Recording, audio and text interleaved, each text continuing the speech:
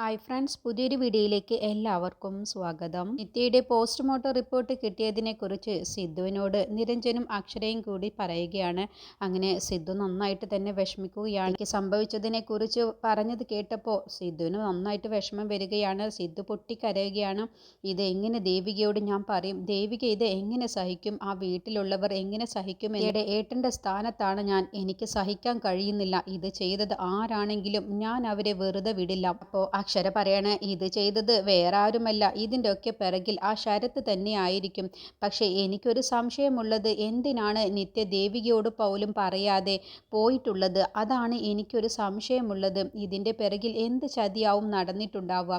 അതാണ് കണ്ടുപിടിക്കേണ്ടത്. ദേവികയോട് എല്ലാ കാര്യങ്ങളും പറയുന്ന നിത്യ എന്തുകൊണ്ടായിരിക്കും പുറത്തേക്ക് പോകുന്ന കാര്യം ദേവികയോട് പറയാതിരുന്നത്? അതാണ് എനിക്കൊരു ദുരൂഹത തോന്നുന്നത്. ആദ്യം സുധിയെ ഇല്ലാതാക്കി, അത് കഴിഞ്ഞ് മനോഹരനെ കൊല്ലാക്കൊല ചെയ്തു, അത് കഴിഞ്ഞിപ്പോൾ നിത്യയെ ഇല്ലാതാക്കി. ഇതൊക്കെ ചെയ്തത് എന്തായാലും ഒരാൾ തന്നെയാണ്. അപ്പോൾ നിരഞ്ജൻ പറയാണ്, അത് നീ പറഞ്ഞത് ശരിയാണ്, പക്ഷേ നമ്മുടെ കണ്ണിലിപ്പോൾ ആ ആള് ശരത്താണെന്നുള്ളത് നമുക്കറിയാം. പക്ഷേ തെളിവുകളൊന്നും തന്നെ നമ്മുടെ പക്ഷമില്ല. നിത്യയോട് ഈ ക്രൂരത ചെയ്തത് ഒരു പക്ഷേ ശരത്ത് തന്നെയായിരിക്കും. അല്ല എന്നുണ്ടെങ്കിൽ നിത്യയെ കൊല്ലാൻ വേണ്ടി ശരത്ത് ആരെയെങ്കിലും ഏർപ്പാടാക്കിയിട്ടുണ്ടാവും.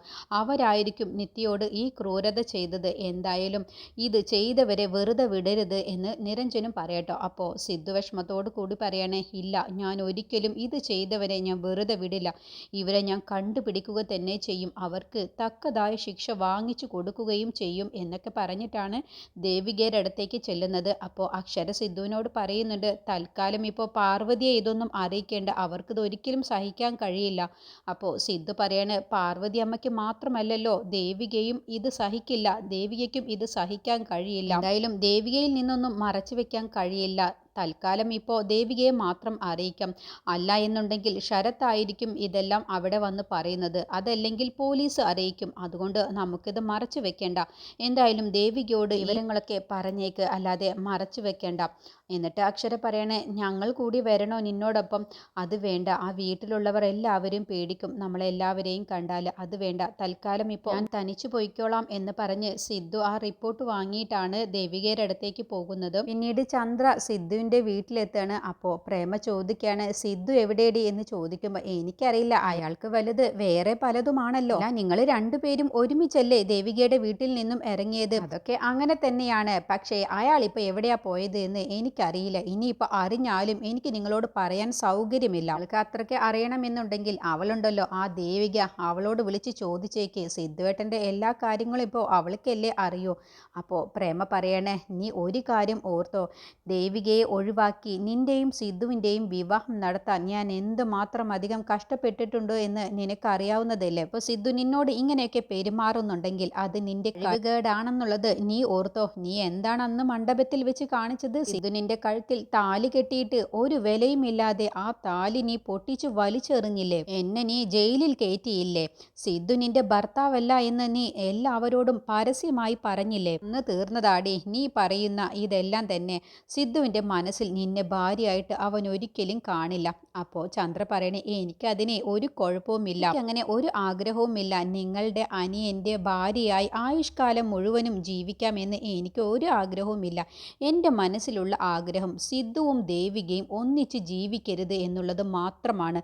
അതെന്തായാലും ഞാൻ നടത്തില്ല. ഞാൻ ചത്താലും അതിന് ഞാൻ സമ്മതിക്കില്ല. ഡിവോഴ്സ് ഞാൻ തരില്ല. എങ്ങനെ ഒരുമിച്ച് ജീവിക്കുമെന്നുള്ളത് ഞാനൊന്ന് നോക്കട്ടെ. അപ്പോൾ പ്രേമ പറയണേ, ഭാവിക്ക് വിലയിടാൻ നീ ആരാടി? നമ്മൾ ആഗ്രഹിക്കുന്നത് പോലെയാണോ ഓരോ കാര്യങ്ങളും നടക്കുന്നത്? അങ്ങനെയാണെങ്കിൽ എത്ര നന്നായനെ. സിദ്ധുവും ദേവികയും ഒന്നിച്ച് ജീവിക്കാനാണ് വിധി തീരുമാനിച്ചിട്ടുള്ളതെങ്കിൽ അത് ഉറപ്പായും നടന്നിരിക്കും. പിന്നെ നിന്റെ കയ്യിൽ നിന്നും സിദ്ധു ഡിവോഴ്സ് വാങ്ങുന്ന കാര്യം അത് കോടതിയിൽ വെച്ച് അവൻ അങ്ങ് വാങ്ങിച്ചോളും. അതൊക്കെ അവനറിയാം. അപ്പോൾ ചന്ദ്ര പറയണേ, നിങ്ങളുടെ അനിയൻ മാത്രമല്ല വക്കീലായിട്ടുള്ളത്, എന്നെ സഹായിക്കാനും പല ആളുകളുമുണ്ട്.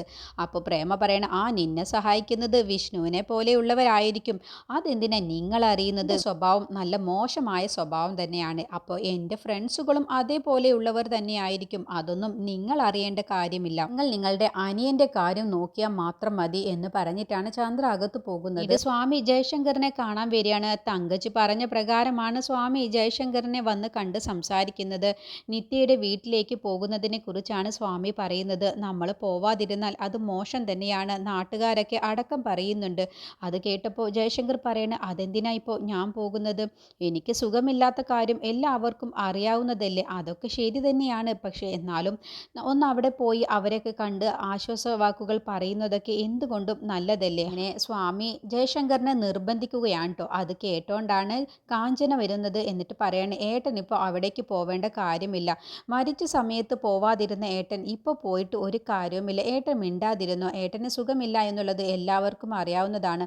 അതുകൊണ്ട് ഏട്ടൻ പോവണ്ട എന്ന് പറഞ്ഞപ്പോൾ കാഞ്ചന ആ പറഞ്ഞ വാക്ക് ജയശങ്കറിന് ഒട്ടും തന്നെ ഇഷ്ടപ്പെടുന്നില്ല കേട്ടോ. അപ്പോൾ ജയശങ്കർ പറയണേ, നീ പറഞ്ഞത് കൊണ്ട് മാത്രമാണ് ഞാൻ അവിടേക്ക് പോവാം എന്നിപ്പോൾ തീരുമാനിക്കുന്നത്. ഞാൻ അവിടേക്ക് പോവില്ല എന്നാണ് തീരുമാനിച്ചത്. പക്ഷേ നീ ഇതിൽ ഇടപെട്ടില്ലേ, എന്നോട് പോവരുതെന്ന് നീ പറഞ്ഞില്ലേ, അതുകൊണ്ട് ഞാൻ അവിടേക്ക് പോവുക തന്നെ ചെയ്യും. എന്നെ അങ്ങനെ ആരും ഭരിക്കാനൊന്നും നോക്കണ്ട എന്ന് പറഞ്ഞ് സ്വാമിയെയും കൂട്ടി ജയശങ്കർ നിത്യയുടെ വീട്ടിലേക്ക് പോവാൻ കേട്ടോ. അങ്ങനെ കാഞ്ചന അക്ഷരയെ വിളിക്കുകയാണ്. എന്തിനാണെന്നറിയില്ല, സ്വാമി ഓരോന്ന് പറഞ്ഞ് നിൻ്റെ ഡാഡിയെ നിത്യയുടെ വീട്ടിലേക്ക് കൊണ്ടുപോകുന്നുണ്ട്. ആ ദേവികയ്ക്കെതിരെ എന്തെങ്കിലും ചെയ്യാനായിരിക്കും. തങ്കച്ചിയുടെ ആളാണ് സ്വാമി എന്നുള്ളത് നിനക്ക് അറിയാവുന്നതല്ലേ. അതുകൊണ്ട് അയാളുടെ ഉദ്ദേശം അത്ര ശരിയല്ല. നിൻ്റെ ഡാഡിയെയും കൊണ്ട് അവിടേക്ക് പോകുന്നുണ്ടെങ്കിൽ സ്വാമി എന്തെങ്കിലും ഒന്ന് മനസ്സിൽ കരുതിയിട്ടുണ്ടാവും. മോളെ അക്ഷര, നീ ഇതൊന്ന് തടയിട്ടേക്ക്. അപ്പോൾ അക്ഷര പറയണ, അങ്ങനെയാണെങ്കിൽ ദേവികയ്ക്കെതിരെ എന്തെങ്കിലും ചെയ്യാനാവും അവരുദ്ദേശിച്ചിട്ടുണ്ടാവുക. സ്വാമി തങ്കച്ചിയുടെ ആളായതുകൊണ്ട് അയാളുടെ ഉദ്ദേശം ശരിയായിരിക്കില്ല. അത് ഞാൻ നോക്കിക്കോളാം അപ്പച്ചി എന്ന് പറഞ്ഞ് ഫോൺ വയ്ക്കാണ്. അങ്ങനെ നിരഞ്ജനും അക്ഷരയും കൂടി സ്വാമി നിത്യയുടെ വീട്ടിലേക്ക് പോയിട്ടുണ്ടെങ്കിൽ അതിലെന്തോ ഒരു ചതിയുണ്ട്. അപ്പോൾ നിരഞ്ജൻ പറയണ, അത് ശരിയാണ്, ദേവികയ്ക്കെതിരെ എന്തെങ്കിലും ഒരു കെണി ഒപ്പിച്ചിട്ടുണ്ടാവും. അതിനാണ് ഇപ്പോൾ നിന്റെ ഡാഡിയെയും കൂട്ടി നിർബന്ധിച്ച് കൊണ്ടുപോയിരിക്കുന്നത്. അതിനൊരു തടയിടണം, നമുക്കും അവിടേക്ക് പോവാം എന്ന് പറഞ്ഞ് അക്ഷരയും നിരഞ്ജനും കൂടി മോഹരന്റെ വീട്ടിലേക്ക് പോവുകയാണ്. പിന്നീട് തങ്കച്ചി ചന്ദ്രയുടെ ഫോണിലേക്ക് വിളിക്കുകയാണ്. എന്നിട്ട് പറയാണ്, ചന്ദ്ര, നീ ഏതായാലും എന്നോട് സംസാരിച്ചതല്ലേ, അപ്പോൾ നിനക്ക് ഗുണമുള്ള ഒരു കാര്യം ഞാൻ ചെയ്തിട്ടുണ്ട്.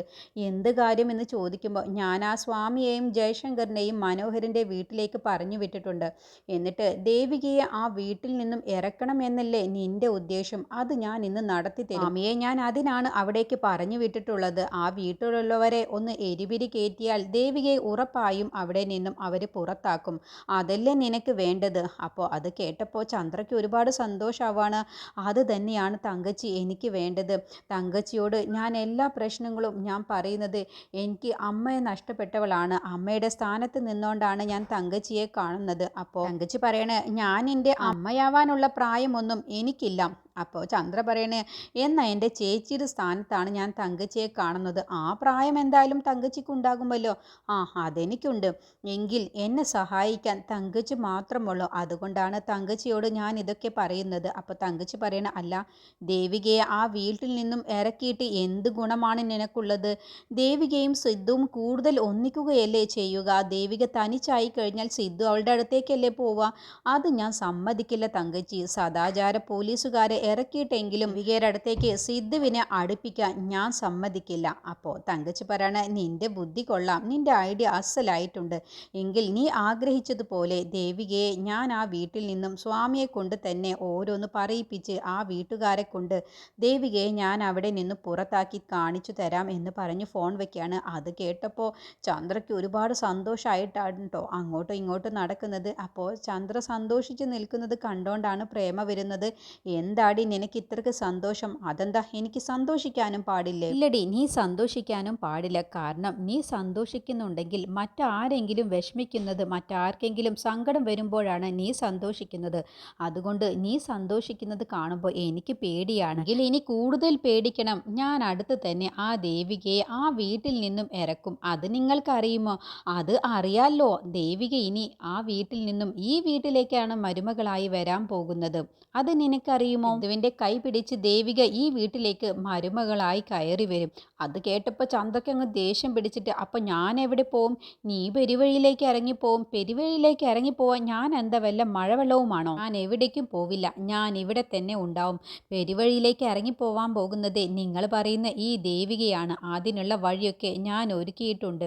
അത് കേട്ടപ്പോൾ ഇവൾ എന്തോ ഒന്ന് കുനുഷ്ട് ഒപ്പിച്ചിട്ടുണ്ട് എന്ന് പ്രേമയ്ക്ക് മനസ്സിലാവാണ്. അപ്പോൾ പ്രേമ പറയണ, അത് ദേവികയുടെ വീടല്ലേ, പിന്നെ എങ്ങനെയാണ് അവളെ പെരുവഴിയിലേക്ക് ഇറക്കാൻ പോകുന്നത്? അതൊക്കെ നിങ്ങൾ കാത്തിരുന്ന് കണ്ടോ. നമുക്ക് നോക്കാം നിന്റെ ഉദ്ദേശം നടക്കുമോ എന്നുള്ളത്. അല്ല, ഞാൻ നിന്നോടൊരു കാര്യം ചോദിക്കാൻ വിട്ടു. അല്ല, നിന്റെ വിഷ്ണുവിനെങ്ങനെ, സുഖമാണോ? അതെന്തിനാ നിങ്ങൾ അറിയുന്നത്?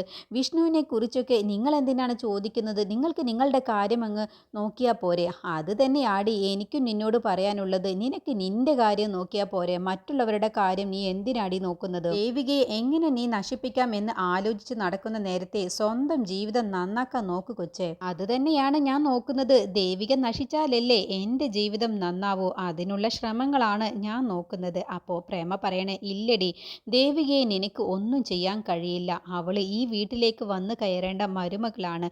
അവൾ ഇവിടെ തന്നെ വന്ന് കയറുക തന്നെ ചെയ്യും. അതിന് നീ എന്ത് തന്നെ കളിച്ചാലും അതൊന്നും നടക്കാൻ പോകുന്നില്ല. അത് എന്ത് തടസ്സമുണ്ടായാലും അതെല്ലാം മാറി ദേവിക ഈ വീടിൻ്റെ മരുമകളായി ഈ വീട്ടിലേക്ക് തന്നെ വരികയും ചെയ്യും എന്ന് പറഞ്ഞ് പ്രേമ പോവുകയാണ് കേട്ടോ. അതോടുകൂടി ചന്ദ്രയുടെ ക്ഷമ നശിച്ചിട്ടാണ് നിൽക്കുന്നത്. പിന്നീട് സ്വാമിയും ജയശങ്കറും കൂടി മനോഹരൻ്റെ വീട്ടിലെത്താണ്. എന്നിട്ട് മനോഹരനെ ആശ്വസിപ്പിക്കുകയാണ്. ഓരോ വാക്കുകൾ പറഞ്ഞ്, നിത്യയുടെ വേർപാട് അത് നിങ്ങൾക്ക് താങ്ങാൻ കഴിയില്ല എന്നറിയാം, പക്ഷേ നിങ്ങൾ അതെല്ലാം സഹിച്ചല്ലേ പറ്റൂ. ആ കുട്ടിയുടെ തലയിൽ അങ്ങനെ ഒരു വിധിയായിരിക്കും ഉണ്ടായിരിക്കുക എന്ന് ജയശങ്കർ പറഞ്ഞപ്പോൾ സ്വാമി കിട്ടിയ അവസരത്തിൽ ദേവികയെ കുറ്റപ്പെടുത്തി സംസാരിക്കാൻ ഒരുങ്ങാണ്. ഇതിനൊക്കെ കാരണം ഞാൻ ദേവികയാണ് കുറ്റപ്പെടുത്തു. അത് കേട്ടപ്പോൾ ദേവിക തന്നെ അങ്ങ് ഞെട്ടിപ്പോവാണ്. അല്ല, ഈ സ്വത്തുക്കളൊക്കെ ദേവികയുടെ പേരിലേക്ക് എഴുതിയത് കൊണ്ടാണ് നിത്യ ആത്മഹത്യ ചെയ്തത് എന്നൊക്കെ നാട്ടിലുള്ളവരൊക്കെ പറയുന്നുണ്ട്. എന്തായാലും അച്ഛൻ മോളെക്കാളും കൂടുതൽ സ്നേഹിച്ചത് മരുമകളെയാണ് എന്നൊക്കെ പറഞ്ഞിട്ടാണ് നാട്ടുകാർ ഓരോന്ന് പറയുന്നത്. അപ്പോൾ മനോഹരൻ പറയണേ, ദേവിക അതിന് എൻ്റെ മോളെ കണ്ട് ഒരു അനിയത്തിയെ പോലെയാണ്. അതൊക്കെ ശരിയാണ്, അനിയത്തിയെ പോലെയൊക്കെ ആവും കണ്ടിട്ടുണ്ടാവുക. പക്ഷേ സ്വത്ത് കിട്ടിയപ്പോൾ ദേവിക നിത്യയെ വല്ലാതെ ശ്രദ്ധിച്ചില്ല. അതുകൊണ്ടാണ് നിത്യയ്ക്ക് ഇങ്ങനെ ഒരു അപകടം പറ്റിയത്. സ്വത്തിൽ മാത്രമാണ് ദേവിക ശ്രദ്ധിച്ചത്. അതുകൊണ്ടാണ് നിത്യയ്ക്ക് ഇങ്ങനെ ഒരു അപകടം പറ്റിയത് എന്ന് പറഞ്ഞ് സ്വാമി ദേവികയെ മനോഹരൻ്റെ മുന്നിൽ വെച്ച് കുറ്റപ്പെടുത്തുകയാണ് കേട്ടോ. അങ്ങനെ മനോഹരൻ്റെ മനസ്സിലേക്ക് ദേവികയുടെ പേരിലേക്ക് സ്വത്തുകൾ എഴുതിയത് കൊണ്ടാണ് നിത്യ മരിച്ചത് എന്നുള്ള കാര്യം മനസ്സിലേക്ക് കുത്തിവെച്ചാണ് സ്വാമി ഓരോന്ന് സംസാരിക്കുന്നത്. അപ്പോൾ ജയശങ്കർ പറയണ, സ്വാമി നീ എന്തിനാണ് ഇവിടെ ഇങ്ങനെയൊക്കെ സംസാരിക്കുന്നത്? അതൊക്കെ അവരുടെ കുടുംബകാര്യമല്ലേ, അതിലെന്തിനാ നീ ഇങ്ങനെ അഭിപ്രായം പറയുന്നത്? അയ്യോ, ഞാൻ പറഞ്ഞതല്ല, നാട്ടുകാർ പറഞ്ഞത് ഞാൻ ഇവിടെ പറഞ്ഞു എന്നേ ഉള്ളൂ എന്നും പറഞ്ഞ് സ്വാമി പിന്നെ നേരെ പാർവതിയുടെയും മുത്തശ്ശിയുടെയും ശരത്തിൻ്റെ അടുത്തേക്കാണ് കേട്ടോ ചെല്ലുന്നത്. എന്നിട്ട് സ്വാമി വീണ്ടും നാരദൻ്റെ സ്വഭാവം എടുക്കുകയാണ്. നന്നായിട്ട് തന്നെ ദേവികയെ കുറ്റപ്പെടുത്തി സംസാരിച്ച് പാർവതിയുടെയും മുത്തശ്ശിയുടെയും മനസ്സിലേക്ക് ദേവികയെ ഒരു കരടാക്കി മാറ്റുകയാണ്. നിത്യ മരിച്ചതിന് കാരണം ദേവിക തന്നെയാണ്. ദേവികയുടെ പേരിലേക്ക് സ്വത്തുക്കൾ എഴുതിയത് കൊണ്ടാണ് നിത്യ ആത്മഹത്യ ചെയ്തത് എന്ന് വരുത്തി തീർക്കുകയാണ് കേട്ടോ. ഇതൊക്കെ ഞാൻ പറയുന്നതല്ല, നാട്ടുകാർ പറയുന്നതാണ്. എന്തായാലും നിങ്ങൾ മരുമകളെ നിർത്തേണ്ടിടത്ത് നിർത്തണമായിരുന്നു. മകളായാലും മരുമകളായാലും അവരെ നിർത്തേണ്ടവർക്ക് നിർത്തേണ്ട കഴിവ് നിങ്ങൾക്ക് വേണമായിരുന്നു. എങ്കിൽ ഇങ്ങനെയൊന്നും സംഭവിക്കില്ലായിരുന്നു എന്ന് പറയുമ്പോഴാണ് ജയശങ്കർ അവിടേക്ക് വരുന്നത്. മതി സ്വാമി, നമുക്ക് പോവാം എന്ന് പറഞ്ഞു പോവുകയാണ് കേട്ടോ. അപ്പോഴത്തേക്കും പാർവതിയുടെയും മുത്തശ്ശിയുടെയും മനസ്സിൽ നന്നായിട്ട് തന്നെ കരട് കയറിയിട്ടുണ്ട്. അപ്പോൾ കിട്ടിയ അവസരത്തിൽ ശരത്ത് പറയണ, കണ്ടില്ലേ, ഇതിപ്പോൾ നാട്ടുകാർ പലതും പറയുന്നുണ്ട്, അമ്മയെക്കുറിച്ച് പോലും പറയുന്നുണ്ട്. പക്ഷേ ഞാനിത് ഈ അവസരത്തിൽ പറയാൻ പാടില്ലല്ലോ എന്ന് കരുതിയാണ് ഇതുവരെ പറയാതിരുന്നത്. ആ ദേവിക കാരണം തന്നെയാണ് നമ്മുടെ നിത്യമോള് ഇല്ലാതായിട്ടുള്ളത്, നിത്യക്കുട്ടി ഇല്ലാതായത് അതുകൊണ്ട് തന്നെയാണ് എന്ന് പറയട്ടെ. അപ്പം മുത്തശ്ശി പറയണ, അവളെ ഈ വീട്ടിൽ നിന്നും പിടിച്ച് പുറത്താക്കുകയാണ് വേണ്ടത് പാർവതി എന്ന് പറഞ്ഞ ഉടനെ തന്നെ പാർവതിക്ക് അങ്ങ് ദേഷ്യം പിടിക്കാൻ കേട്ടോ. ഇനി പാർവതി നേരെ ദേവികയുടെ അടുത്തേക്കാണ് ചെല്ലുന്നത്. ദേവികയും മനോഹരനും നിൽക്കുന്ന സമയത്ത് അവിടേക്കാണ് ചെല്ലുന്നത്. എന്നിട്ട് പാർവതി ദേവികയുടെ കൈ പിടിച്ച് ഇറങ്ങിപ്പോടി എന്ന് പറഞ്ഞ് വലിച്ചഴച്ചുകൊണ്ട് പുറത്തേക്ക് ആക്കുന്ന ആ കൃത്യസമയത്ത് സിദ്ധുവും നിരഞ്ജനും അക്ഷരയും കൂടി ഇനി അവിടേക്ക് എത്തുകയാണ്. അതിനെക്കുറിച്ചുള്ള റിവ്യൂ അടുത്ത വീഡിയോയിൽ പറയാം.